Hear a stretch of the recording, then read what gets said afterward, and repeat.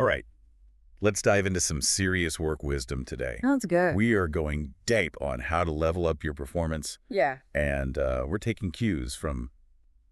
Yeah, Oh, God, I forgot. That's a book, by the way. Catchy title. And you know what? Even if you think you're like the expert at work, you've got it all figured out, trust me, there's always something new to learn. Always. And this book, this source, it's packed with tactical advice that anyone can use. Really? Anyone? Wherever you are in your career. Okay, I'm intrigued. Hit me with the first gem. Okay. First up is, well, it's a technique that flips things around a bit. You ready for this? Lay it on me. Start with the conclusion. Whoa, wait a minute. Isn't that, like, backwards? Right. It seems counterintuitive. Totally. We're so used to building up to the big reveal, Exactly. The drum roll, the suspense. Yeah, all that. But think about it this way. When you lead with the conclusion, you're cutting to the chase. It's all about efficiency. Giving your audience the roadmap before the journey begins. So you're saying instead of keeping people guessing, you're giving them the key takeaway right away. Precisely. And then explaining how you got there. Interesting. And this really aligns with the source's emphasis on resolving uncertainties right up front. To avoid confusion. Exactly. Smoother communication. So it's like, instead of burying the lead, we're shining a spotlight on it. I like it. Yeah. It's bold. Confident. And it grabs your attention. Now give me an example, a real-world situation where this would really shine. Okay, imagine this. You're emailing your boss about a project, and things haven't exactly gone as planned. Uh-oh. Right. Instead of going into all the details about the challenges first, you could start with something like, we've hit a few snags, but I've already got a plan to get us back on track. Ooh, I see. So you address the concern head on. Yes. And you immediately set a proactive tone. Love it. All right, what's next? Okay, get ready for this one. It's all about flutter like a butterfly and ask like a bee. Okay, now that's just fun to say. Flutter like a butterfly, ask like a bee. I know, right? I love the imagery. But what's the deeper meaning here? So it's about asking questions, but it's more than just asking any question, There's got to be more to it. Exactly. It's all about strategic questioning. Ooh, strategic. Yeah. The source emphasizes asking the right questions. To the right people. You got it. To the right people at the right time. Okay, I'm starting to see the bigger picture here. Good. It's not just about buzzing around like a bee randomly, Oh.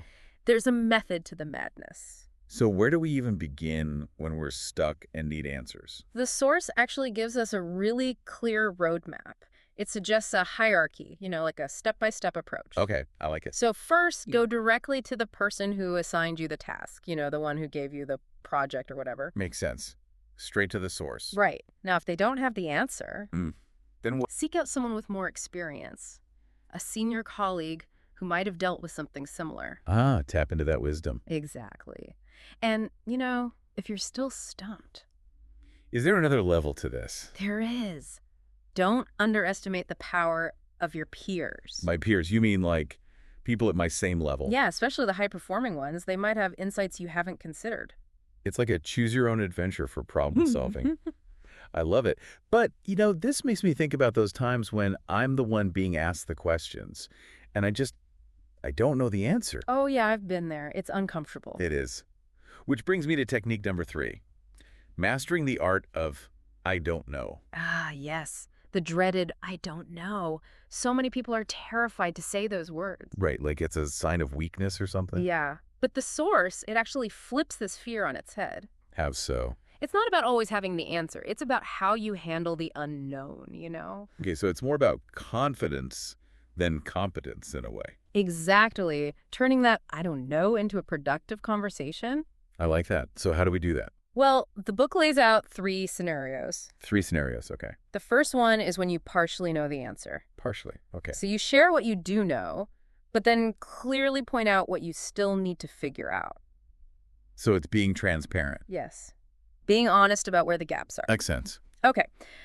Scenario number 2 is when you understand the question, but you just straight up don't know the answer. And that's when honesty is key, right? Absolutely. A genuine, I don't know, but I'll find out, is so much better than trying to fake it. So much better than stumbling through a BS answer. Right. And finally, there are times when, you don't even understand the question itself. Oh, yeah. Happens all the time. And in that case, don't hesitate to ask for clarification. So it's about being engaged, wanting to get it right. Exactly. And it shows that you're not just passively listening, you're actively trying to understand. I love how this reframes "I don't know" as a strength, not a weakness. It's powerful. All right, on to technique number 4. This one almost sounds like a magic trick. Let's hear it. One powerful word is easier to remember than long sentences. Intriguing. Right.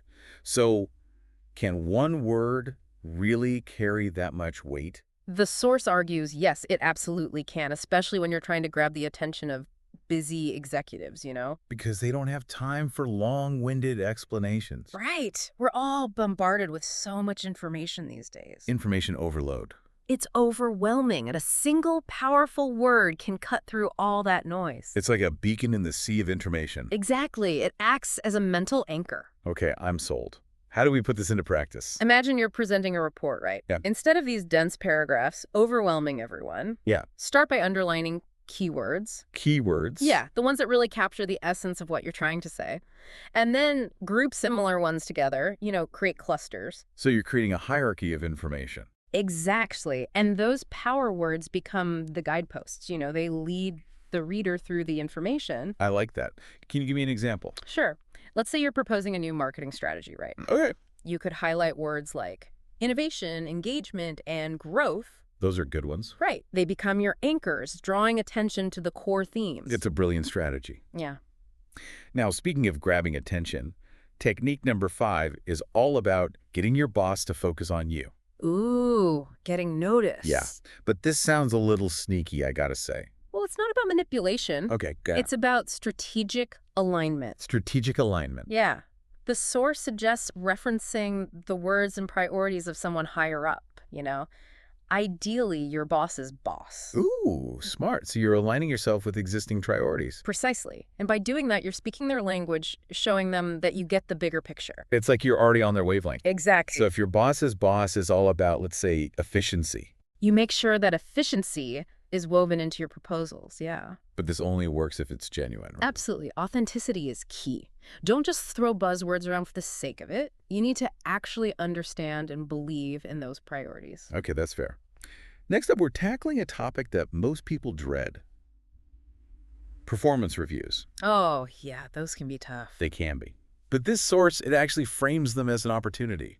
Interesting. I know, right? So how do we make the most of those potentially awkward conversations? Well, it all starts with shifting your mindset, and adopting what the source calls responsive communication. Responsive communication, okay. And there are 3 key tips for acing your next review. Hit me with them.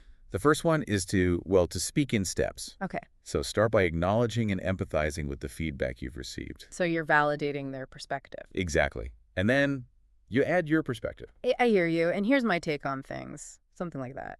Yeah. It shows that you're not just passively listening. You're actively processing the information. Makes sense. What's the next step? The second tip is to speak to confirm. Okay, confirming. Don't be afraid to ask clarifying questions to make sure you and your reviewer are on the same page. So you're ensuring understanding. Yes.